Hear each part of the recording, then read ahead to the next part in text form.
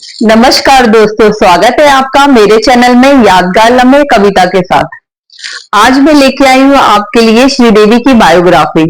चलिए स्टार्ट करते हैं। श्रीदेवी का जन्म 13 अगस्त 1963 तमिलनाडु के मद्रास के शिवाकाशी गांव में हुआ था।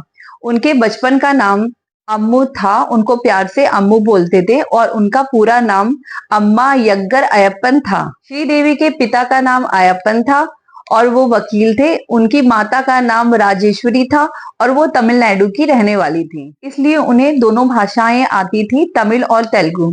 श्रीदेवी की एक बहन और 2 सौतेले भाई थे। श्रीदेवी 4 साल की उम्र में ही फिल्मों में आ गई। वो कभी स्कूल नहीं गई क्योंकि उन्होंने फिल्मों को ही अपनी दुनिया मान लिया। फिर 1967 में श्रीदेवी की पहली मूवी आई कंदन करुणाई, जो माइथो में बनी थी और इन्होंने इसमें मुर्गन की भूमिका निभाई। मुर्गन शिव भगवान के दूसरे पुत्र थे जिनको कार्तिक बोलते थे। फिर 2 साल बाद 1971 में मूवी बनी थुनैवान, जो तमिल मूवी थी। माइथो मूवी में वो फिर से नजर आए। उन्होंने लॉर्ड मुर्गन की भूमिका निभाई और लोगों ने उनकी एक्टिंग की बहुत सराहना की और उनको 8 साल की उम्र में बेस्ट एक्टर का अवार्ड मिला। फिर उसके बाद उन्होंने बैक टू बैक बहुत सारी मूवी की चाइल्ड कलाकार के रूप में। टूली मूवी में इनकी एक्टिंग देख के डायरेक्टर बाला टंडन ने इनको तमिल की एक मूवी में साइन किया। 1976 में इनकी मूवी आई मुंदरो मोमिचो, जिसमें इनके अपोजिट थे कमल हसन और रजनीकांत। इस मूवी की कुछ खास बात मैं आपको बताती हूँ।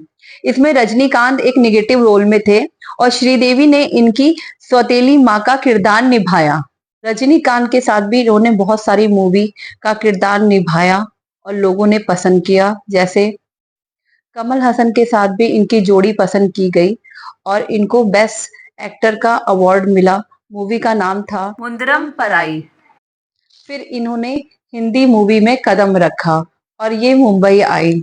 इनकी पहली मूवी थी 16 सावन, जो तमिल मूवी 16 वेदिली की हिंदी रीमेक थी, जिसमें कमल हसन थे और हिंदी मूवी में इनके साथ अमोल पालेकर थे, मगर ये मूवी ज्यादा चल नहीं पाई।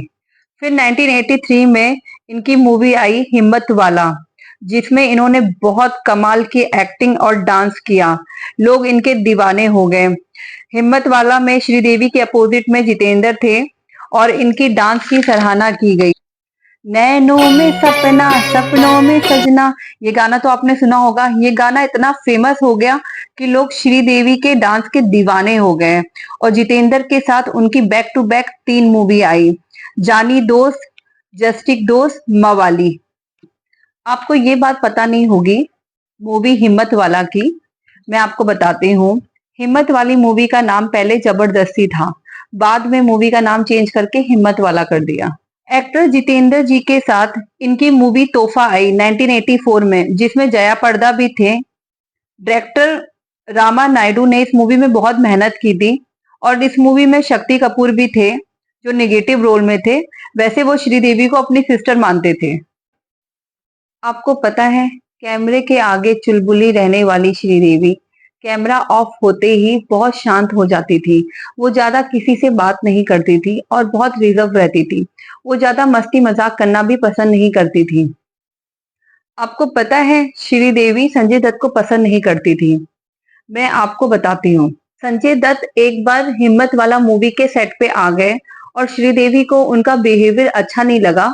वो वहां से उठ के चली गई और उन्होंने सोच लिया कि मैं इस एक्टर के साथ कभी काम नहीं करूंगी।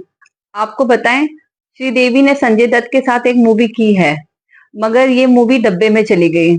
इस मूवी को करने के लिए श्रीदेवी की एक शर्त थी कि जब भी ये मूवी का शूट होगा तो संजय दत्त सेट पे नहीं होने चाहिए। उनके अपोजिट में विनोद खन्ना थे। संजय दत्त का जब भी शूट होता था तो श्रीदेवी नहीं होती थी, श्रीदेवी का जब शूट होता था संजय दत्त नहीं होते थे। मगर प्रोड्यूसर के पास पैसे नहीं थे तो ये मूवी रिलीज नहीं हुई। महेश भट्ट के साथ भी उन्होंने एक मूवी की गुमराह, जिसमें संजय दत्त उनके अपोजिट में थे, मगर कमिटमेंट के कारण श्रीदेवी को ये मूवी करनी पड़ी। श्रीदेवी बोलती हैं कि हमारे टाइम में इतनी सुविधा नहीं थी, अब तो वैनिटी वैन है। पहले तो हम लोगों को पेड़ के पीछे या हमारे लिए रूम बनाया जाता था चेंजिंग करने के लिए। श्रीदेवी बहुत शांत स्वभाव की थी। कैमरा ऑन होते ही वो एक चुलबुली लड़की, कैमरा ऑफ होते ही एक रिजर्व लड़की। मानो कैमरा ही उनका सब कुछ था, उनका दोस्त था। इनफैक्ट शूटिंग के दौरान एक्टर को तो साथ ऐसा शूट करती थी जैसे लगता था उनको बरसों से जानती हैं, और कैमरा ऑफ होते ही वो उनको पहचानती भी नहीं। श्रीदेवी की प्रोफेशनल लाइफ जितनी अच्छी थी, पर्सनल लाइफ उतनी ही खराब थी। श्रीदेवी जल्दी अपनी बातें शेयर नहीं करती थी और अपनी चीजों को अपने ही अंदर रखती थी। आपको बताएं कि श्रीदेवी ने एक्टर मिथुन चक्रवर्ती से उन्होंने गुपचुप तरीके से शादी कर ली थी। ये बातें उन्होंने किसी को भी नहीं बताई। मगर मिथुन चक्रवर्ती की वाइफ ने सुसाइड की धमकी दी, तो मिथुन चक्रवर्ती ने श्रीदेवी को छोड़ दिया। फिर वो बहुत टूट गई थी। फिर उन्होंने अपने घर वालों की मर्जी से बोनी कपूर से शादी कर ली। बोनी कपूर को श्रीदेवी की माँ बहुत पसंद करती थी, क्योंकि बोनी कपूर ने श्रीदेवी की माँ की बहुत सेवा की थी जब वो बीमार थी। फिर शादी के बाद बोनी कपूर और श्रीदेवी को दो लड़की हुई, जानवी कपूर और खुशी कपूर, जो आज फिल्मों में काम कर रही हैं। श्रीदेवी ने अमिताभ बच्चन जी के साथ भी बहुत सारा काम किया, और एक्टर धर्मेंद्र जी के साथ भी काम किया, और उनके बेटे सनी देओल के साथ भी उन्होंने काम किया। जैसे चालबाज मूवी आपको याद होगी, जिसमें श्रीदेवी ने डबल रोल निभाया और सबका मन चुलबुले अंदाज से जीत लिया। इस मूवी में श्रीदेवी के अपोजिट रजनीकांत एक्टर भी थे। श्रीदेवी जी ने ऋषि कपूर जी के साथ भी काम किया। आपको मूवी याद है ना, नगीना, जो बहुत हिट हुई थी। आज भी हम नागिन के रूप में श्रीदेवी को ही देखना पसंद करते हैं। आपको उनका वो सॉन्ग याद है ना, मैं तेरी दुश्मन दुश्मन तू मेरा। हाँ जी, इस गाने की कुछ स्टोरी मैं आपको सुनाती हूँ। मूवी का शूट कंप्लीट हो गया था और ये गाना पूरा शूट नहीं हुआ था, तो सेट उतारा जा रहा था। तो मास्टर जी ने बोला, हाँ जी, सरोज जी ने बोला कि मैं ये गाना शूट कर लूंगी, आप साइड से सेट उतारते जाइए।